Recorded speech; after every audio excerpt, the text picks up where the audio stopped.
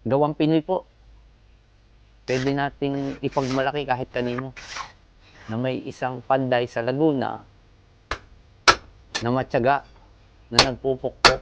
Bulok na bakal na galing pong antique shop. Ito na po yun. Mapili po ako sa gamit. Mahilig po ako sa urig at saka kakaiba. Parang magic, natalbog siya. Rare po lahat yung materials na yan. Simula sa bakal hanggang sa lahat po. Pero asan na yung mga basyo ng bala ng kanyon dito? Binisita po ako dito ng DOD Bomb Squad K9 na surrender po sa police station ng Alaminos. Ang alam ko po, yun ang pinakamalupit na gawing knife. Salamat po mga sir sa inyo sa awareness po. Ako po'y nawarningan nyo. Maraming salamat po. Kung sino man po ang meron noon, pwede nyo pong i-turn over sa pinakamalapit na police station kung saan man pong lugar kayo.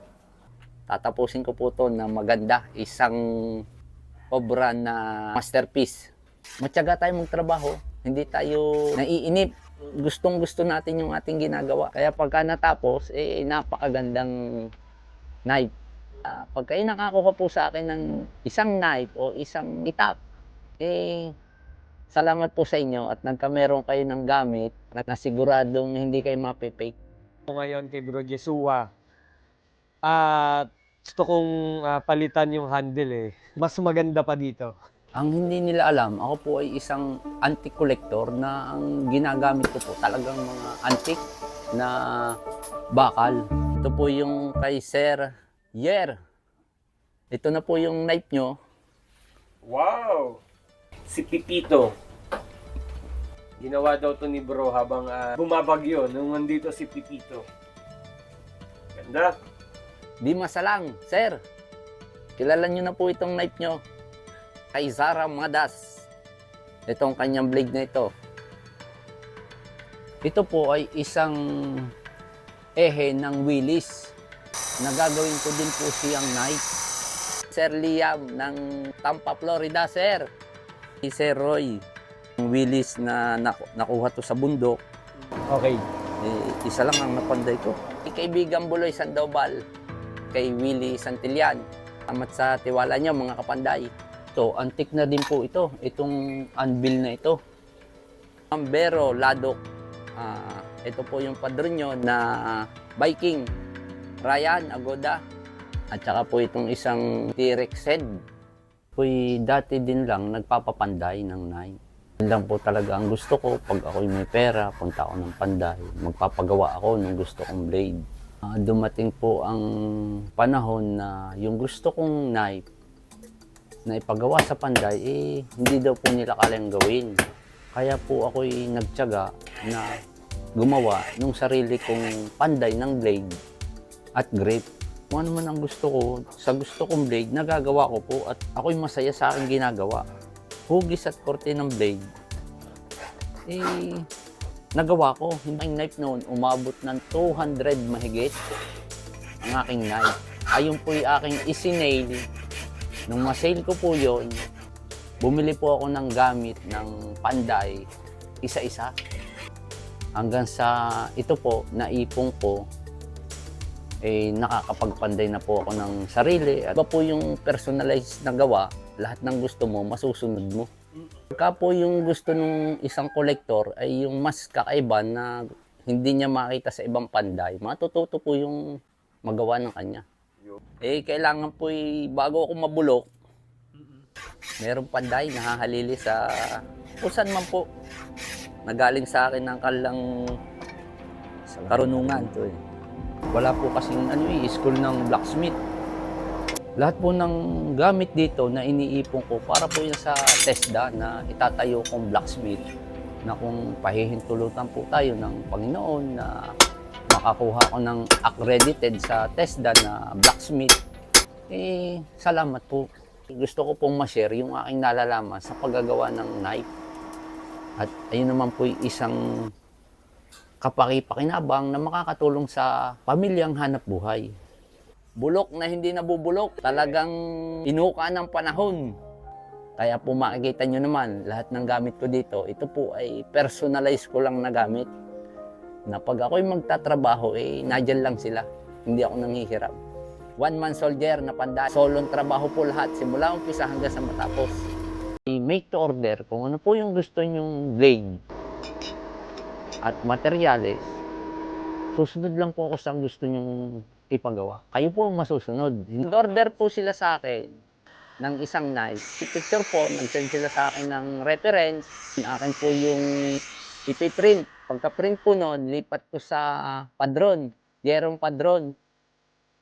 Pag nalipat ko po yun, saka ko pa po gagawin blade pa. Eagle Claw o copy, saka Tiger Bronze, at saka artillery shell ng kanyon. Opo, sadyang maganda yan. At ari po ang may-ari nito ay isang lolo na collector. 14 pieces ang order niya. Magandang handle. Kasi ano to, pang kusina. So, sir, ikabitan natin ito, itong kahoy na to. May haspi bro ah. Balulay ito, ang ganda nito. Balulay?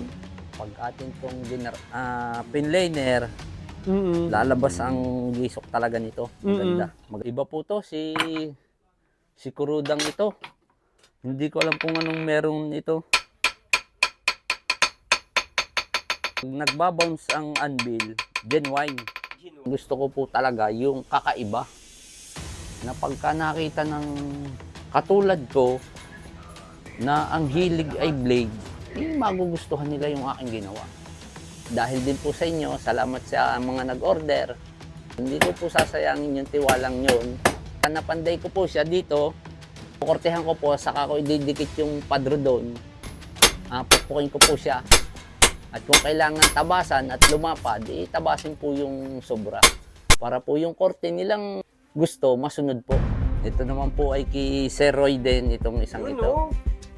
TDC. Napaka-kisig nito. Gaan, ang sarap. Talas. Napakatalas niyan. Oo nga eh. Kaliit niya lang guys. Dire-diretso ah. Apprentice lang tayo dito sa pagtahi ng leather. Ito po ay exotic skin ng buaya. Nakaibang materialis pa rin eh. Ganda. Melvin Ustare ng London, UK. Ito pong isang knife nito. Sa Alaminos, Laguna na si June Katigbak. Nagustuhan niya po yung knife kong ginagawa.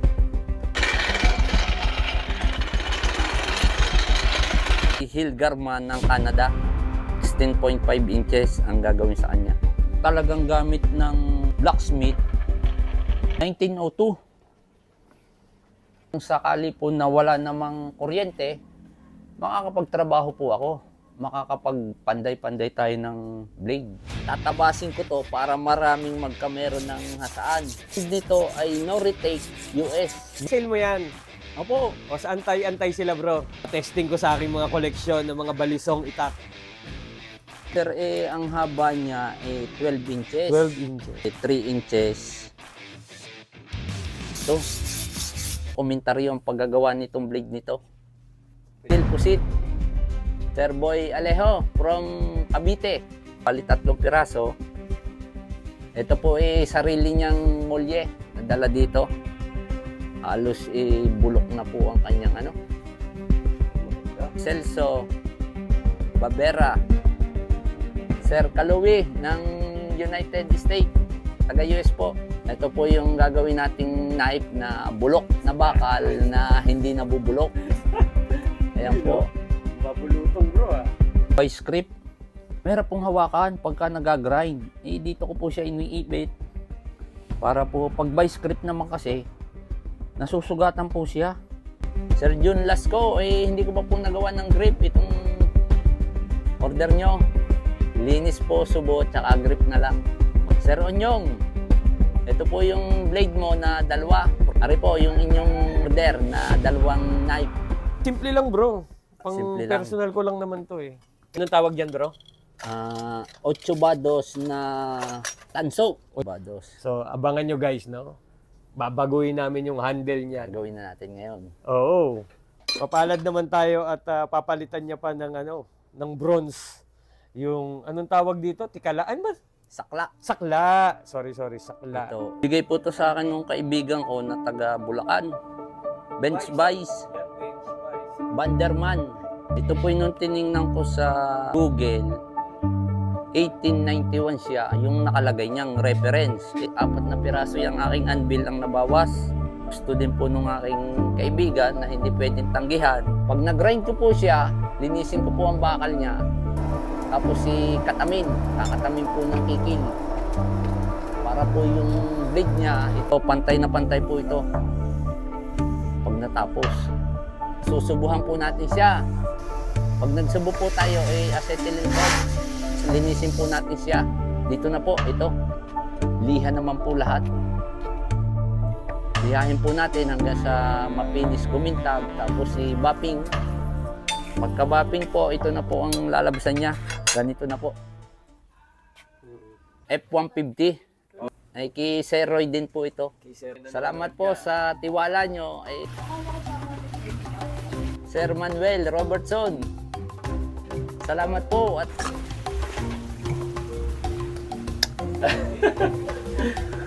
po, zero power na kung dumating po ang brownout, Sige lang, bro. makakapagtrabaho pa po tayo, makakagawa tayong knife. Doon sa mga nag-order, tuloy-tuloy po ang ating paggawa. Tik rin na padala ng aking kaibigan na nasa Italy, gagawin pong knife, 3 pirasong EDC knife. Ito po ay si Colombian. Opo, talagang kasama yan. Laki! Ilan ba yan? Gaano ba kalaki yan? Malaki po yan.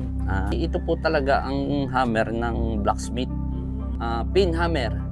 Ito po yung aking binapping. Nakuha ko po to sa marketplace. Mura lang, presyong kaibigan. Ito po yung monkey range. May kaipon na po ako ng isang set nito simula sa maliit hanggang sa malaki. Ito naman pong isang ito, Willmatic.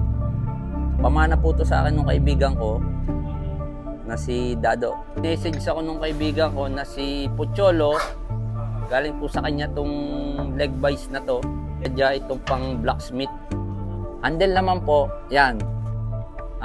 Katin po natin yung tiger bronze.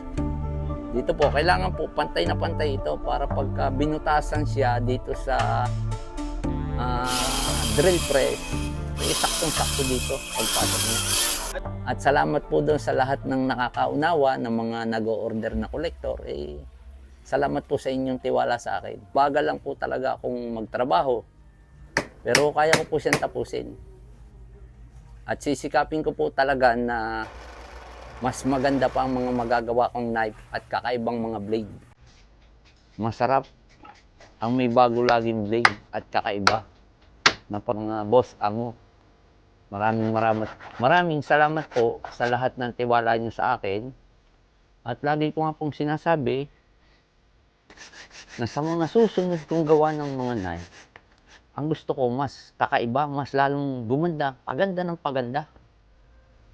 Kaya po, salamat talaga sa inyong lahat na tumatangkilik ng aking gawa. Oh! Ganda no? Grabe. Ano sinasabi to? Guys, ito na yung finish. Parang ayoko nang gamitin. Pero hindi, ilalabang ganyan. At ihiwa natin ng mga 4 at kusino sa bahay. Ito yung finished product natin. Siya ang bumuo ng handle ng aking kutsilyo. Gawa ng Pinoy. Maraming salamat, bro.